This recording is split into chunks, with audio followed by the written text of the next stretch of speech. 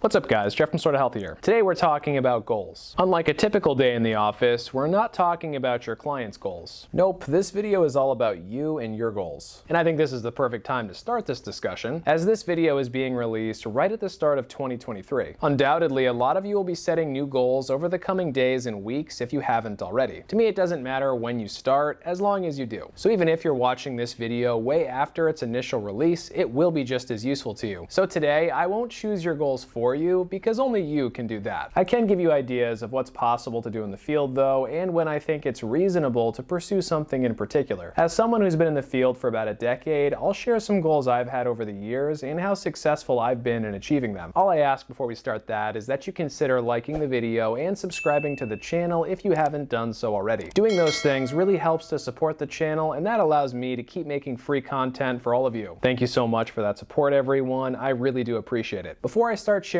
my opinions with you, what are your goals for 2023? Whether they're related to personal training or not, let me know down below in the comments. I always appreciate hearing what you guys have to say. So what we'll be talking about for the most part in this video today are long-term goals, or goals that take about a year or longer to achieve. Typically, to achieve a long-term goal, you'll want to set and accomplish many short-term goals along the way. That incremental improvement is everything. Anyways, there's no better place to start, I suppose, than the beginning. By that I mean at the beginning of your career as a trainer. Of course, new trainers' goals will look different compared to experienced vets. When you're first starting out, you should have a few goals that supersede the rest. And unlike later in the video where goals are really more options, I strongly believe you should do these three things first. We'll call these upcoming things the pre-goals. Pre-goal number 1, get certified. Pre-goal number 2, get as comfortable doing different aspects of the job as you can. And pre-goal number 3, get 1 year of experience working around other trainers. You should complete these three things before you do anything else, and I think it's pretty obvious as to why. Doing these three things first results in the most successful trainer version of you in the long run. There's always going to be trainers who try to go straight into training on their own instead of working for someone else for a little while. All I can say about that is training is one of those things that seems simple on the surface but isn't in actuality. New trainers very often assume they're better at the job than they actually are. That first year where you're working around other trainers is a huge learning experience. And if you skip that, there's little doubt in my mind that you'll be less effective over the course of your career than you could have been otherwise. So don't try and take any shortcuts. Do these three things before anything else. If you're certified and have a year of experience, usually that means you're at least fairly decent at the job, and if you've made it that far, I want to give you a big old congratulations. It's around that point where you should consider a bunch of different goal options. Option number 1, train clients part-time on the side of a different full-time job. Honestly, there's nothing wrong with this at all, and I think it's the best choice for many of you. Training is a grind. The hours are tough, the benefits are usually bad or non-existent, and income can fluctuate a bit season to season. Due to all of that, part-time training will be better for many of you, and again, there's nothing wrong with that. Goal or option number 2 is to do full-time training working for someone else. I feel like when I'm perusing the subreddit Our Personal Training or Facebook groups that focus on personal training, I always see people who want to go off on their own and start their own training business. I'm not saying this is a bad thing. I was definitely like this a year or two into my training career as well. I think where people go wrong is when they assume that they're going to make way more money working for themselves right away. You can make more money working for yourself, but it's usually not way more, and it's typically much harder to do almost everything when you're self-employed. There are a bunch of reasons why that is. For one, your taxes and overhead are typically much higher when you work for yourself. It's also considerably harder to sign on clients when you're working alone, and that means you have to put more time and money into acquiring leads and clients. The list goes on and on and on here. But again, running your own training business is a grind, and it's not the right move for everyone. If you're the kind of person who really enjoys having a great work-life balance or a fair amount of time off, I wouldn't recommend running any small business, and a training small business is no exception. You don't have to go off on your own to make a good living though. Working full-time as a trainer at most higher-end gyms like Equinox can enable you to make a good living while maintaining a bit more balance. Many private studios will also pay their trainers fairly well too. Oftentimes you'll need more experience or better credentials to get those higher level training jobs,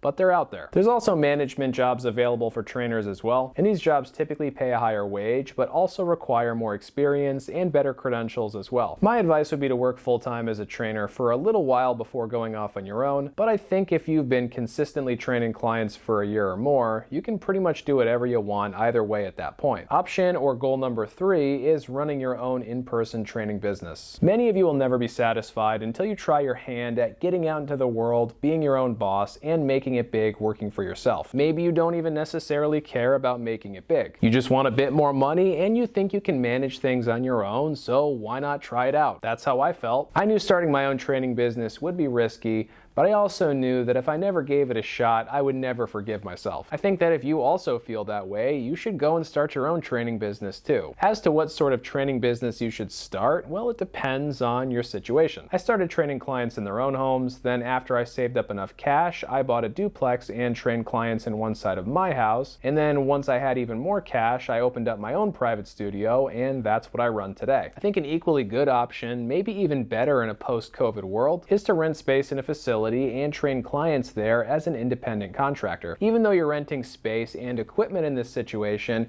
in this scenario, you still work for yourself. That means you get to set your own prices, hours, and rules in general. It also means that you now have the potential to make more money. You may have to pay the facility owner a flat monthly rate or a percentage of your session income, but you should still end up with more money eventually. Again, taxes and overhead hit harder here, so it doesn't always work out that way in real life, but either way, you should have the potential to generate a higher income. Also, if you ever end up leaving that facility that you were renting space in, there would be nothing preventing you from taking your clients with you. That business and the clients associated with it are all yours. The facility owner has almost no say over what you do with your business if you're an independent contractor. So if you're being treated well, you might want to stay put and keep training your clients where you are. If not, you might want to move your clients to a different location, maybe even one that you own. Again, there's nothing preventing you from doing that. If you are self-employed and training clients in person, there's a good chance that you'll eventually want to open up your own facility. Although this can be incredibly intimidating at first, it's not quite as daunting if you go about it the right way. Like I said before, if you move from a home studio like I did, or a facility where you're renting space, you can move your clients from one location to another with little risk. As long as the prices are similar and the new location is similar, you should be fine. If they like you and your services, they will follow you. This allowed me to open my 3 training room facility with no loans. By transferring my existing clients there, we had a good amount of stable income on day one. I would highly recommend this route as opposed to taking out business loans and putting yourself in all kinds of debt when you're opening up a commercial facility. The last goal option that we'll talk about today is online training. There are 3 reasons why I'm not going to talk about this option too much. Reason 1, I'm not that experienced here. Reason number 2, online training is newer and there are more gurus spreading BS information. Just like you guys, sometimes I don't know what's legit and what's total nonsense. Reason number 3, online training in my opinion really isn't personal training. Reason number 3 isn't meant to be a slight against online training, by the way. In a lot of ways, online training is better than in-person training. You're not stuck in a single location like you are when you do in-person training. At some point I want to move out of Connecticut, hopefully to somewhere warmer, but I can't see that happening anytime soon because the large majority of my income still comes from my in-person training business. As my online income streams continue to grow, I will consider other locations going forward. You're also not stuck doing the same split shift that many in-person trainers do when you're mostly doing online training. That before and after work grind that often comes along with full-time in-person training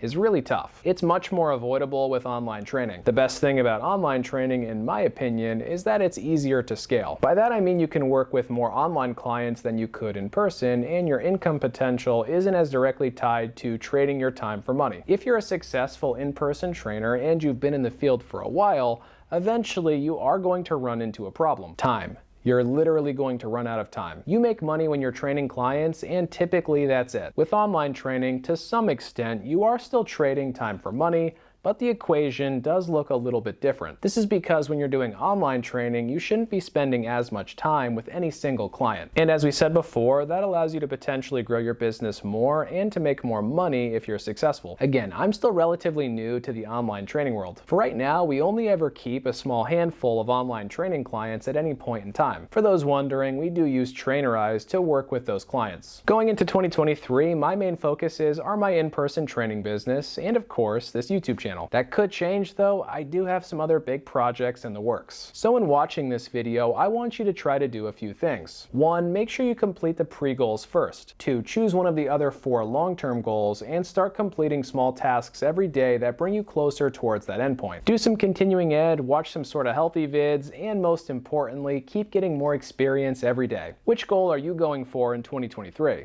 Make sure to let me know down below in the comments. And if you haven't already, please consider liking the video and subscribing to the channel because both of those things do help the channel to grow, and that does allow me to keep making free content for all of you. Thanks for watching everyone, and until next time, stay sorta healthy.